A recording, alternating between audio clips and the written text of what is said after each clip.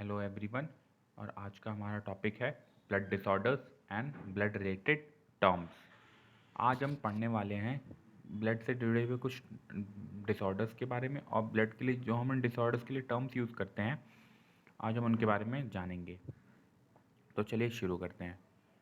सबसे पहले आता है एक्यूट। एक्यूट का मतलब होता है सडन ऑनसेट ऑफ सिम्टम्स और डिजीजेज, यानी कि किसी भी डिजीज़ की शुरुआत होना बहुत ही अचानक से, उसे कहा जाता है एक्यूट।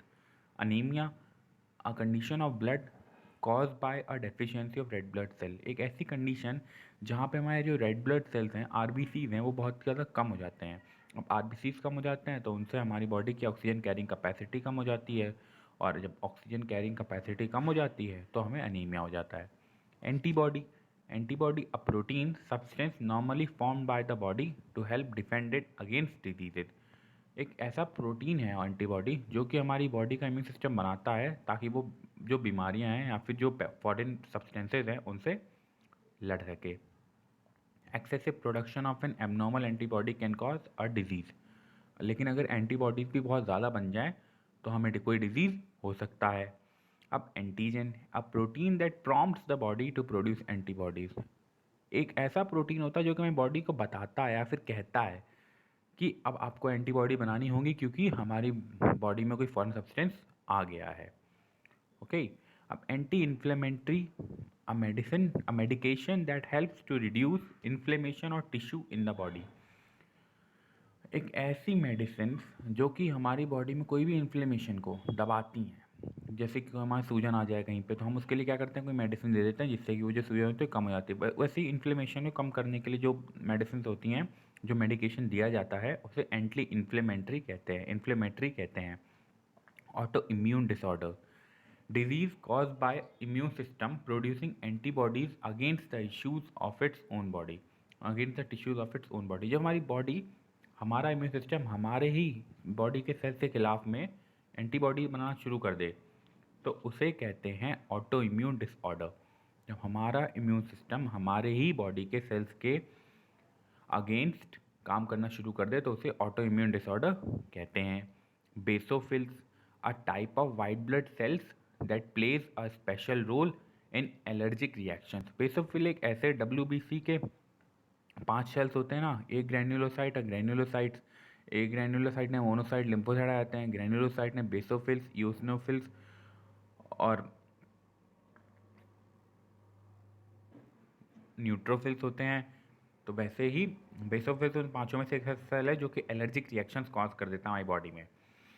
जब कोई फॉरेन सब्सटेंस आता है तब उससे फाइट करता है तो उससे एलर्जिक रिएक्शंस हो जाते हैं। B lymphocyte, a type of lymphocyte और white blood cell use by the immune system.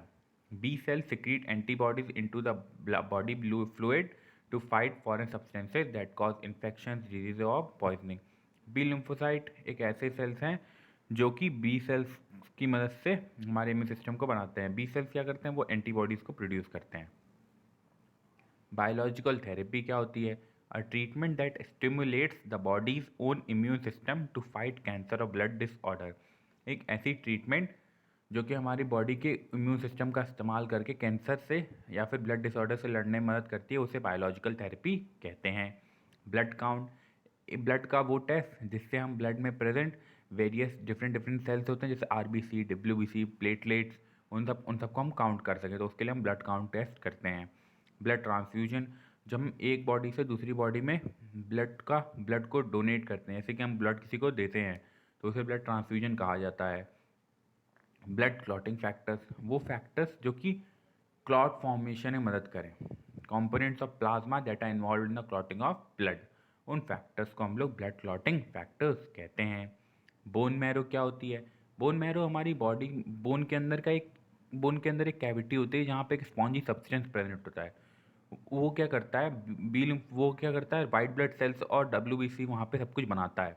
RBC, white blood sales, platelet, वहाँ पे सब कुछ बनते हैं तो उसे बोन मैरो कहते हैं।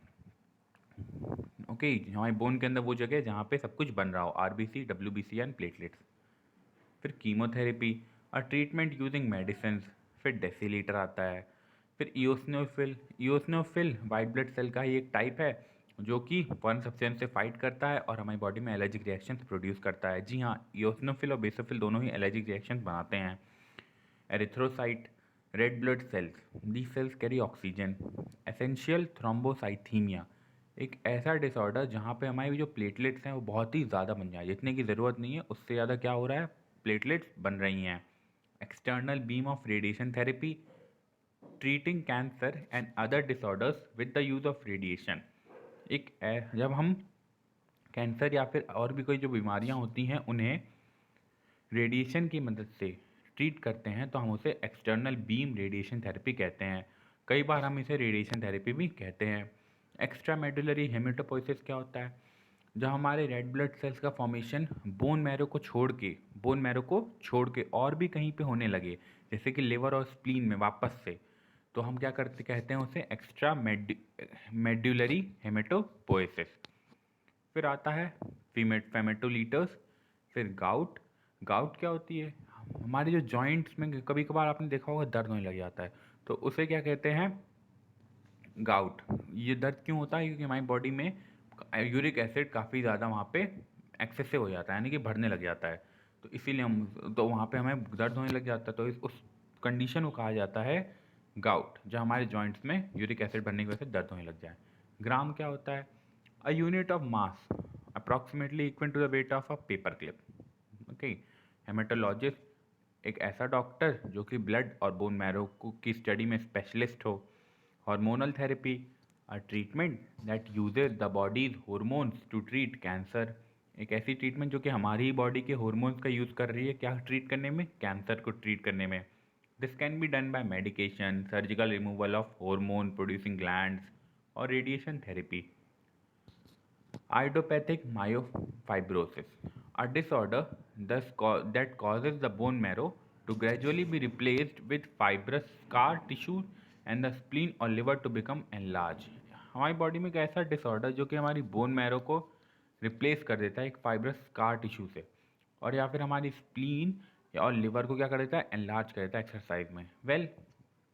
ये हमारा फर्स्ट पार्ट था इस वीडियो का। मैं इस वीडियो का सेकंड पार्ट भी बहुत जल्दी अपलोड कर दूंगा। Thank you so much.